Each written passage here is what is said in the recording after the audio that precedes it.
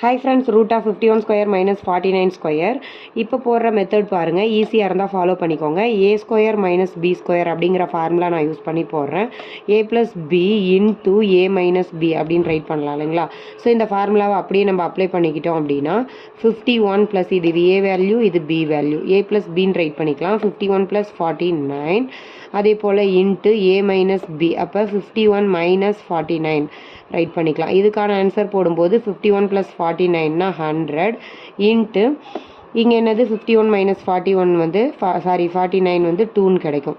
So root வந்து தனித்தனியாக பிரித்தோம் அப்படின்னா root of 100 into root of 2ன்னு கிடைக்கும். ரூட் 100ஓட வேல்யூ என்ன போடலாம், 10ன்னு போடலாம். ரூட் 2 இருக்குது.